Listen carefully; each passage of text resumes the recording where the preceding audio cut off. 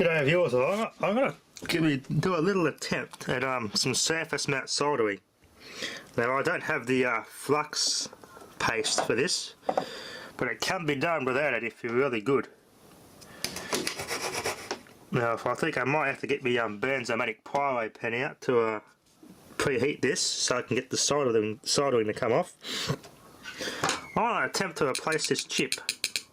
It's between 40 and 70 bucks for a new logic board, or for a hard drive 120 gig Seagate that's this old. It's probably not worth it. Just out of curiosity, I want to see what's on this thing. May get some interesting security footage. The heads aren't stuck, so that's a good sign.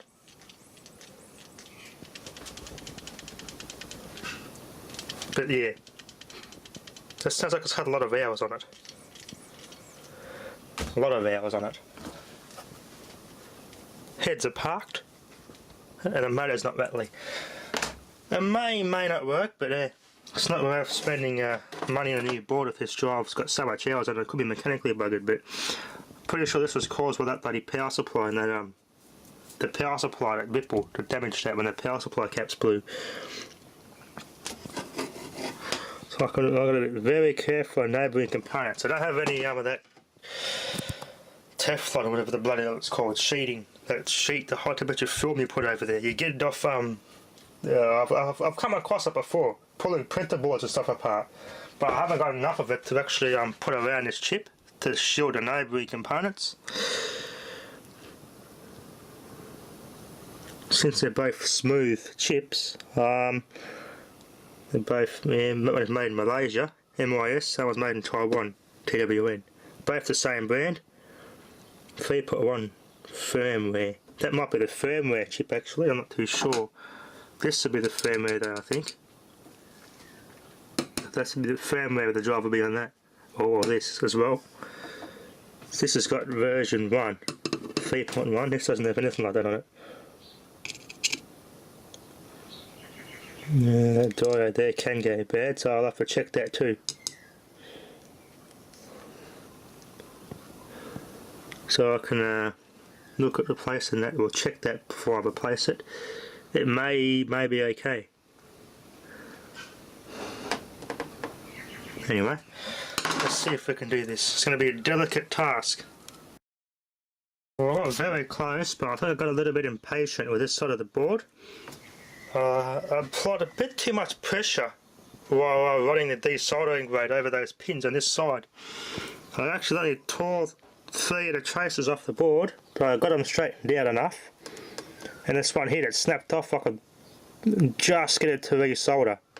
So I've had to use a benzomatic torch to actually get the middle bit unsoldered.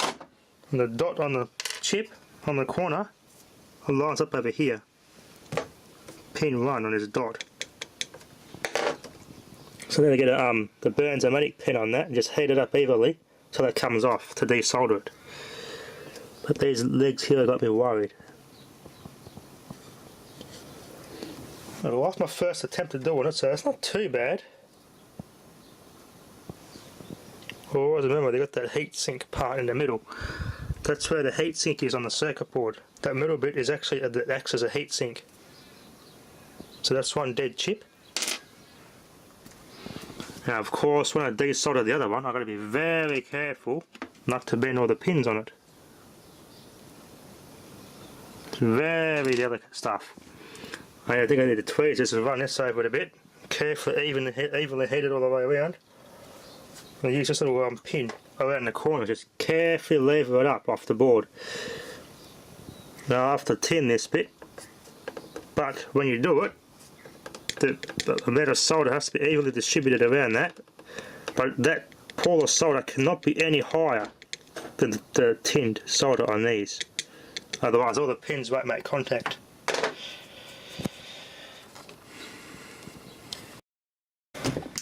It's quite a tedious task getting these bloody things off. I got that one there off without too much hassle, but this one here, nah, it ain't having it. It is not bloody having it. Got to do it nice and hot and it still wouldn't budge. getting the other one off without damaging it is almost impossible. Let's see if it actually does nothing power supply wise without that chip on this hard drive, to see if that is actually the problem. It's obviously not going to work without that chip, but we'll see what happens. See what the power supply does. It might actually turn on now. Okay, the buggered chip has been removed altogether. Let's see if the actual power supply will turn on now. It does. The power supply works, so the short was that chip. That chip was the culprit. It thinks the hard drive is doing something, but the hard drive is not running.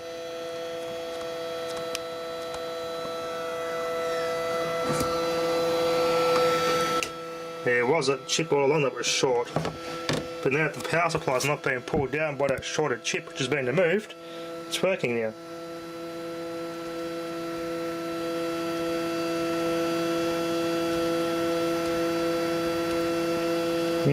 No heat.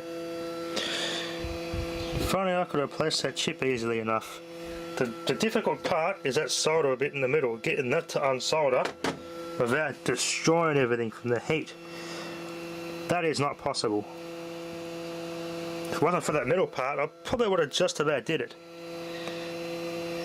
But those little tiny pins, you have to be really good.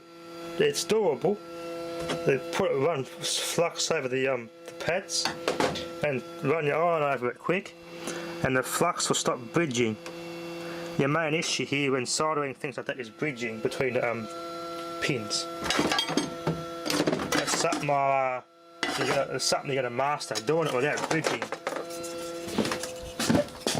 I chipped the corner off this chip a little bit, but I don't think that's going to affect it too much. Discoloured the buggery from the heat. I just could not get the bloody thing off. Just would not come off the bloody thing. It's not easy to remove that without damaging it. If I could remove it all intact and just sit it on there and solder it, it'd be good, but that's quite a bloody challenge to do that. That's my first time I've ever that's my first time I ever removed the surface mount component that small. That's my first time, so I didn't do too bad a job. Here I got impatient though and slid the thing across with a bit too much pressure. But with this one here I didn't do that, so no, not to do that next time.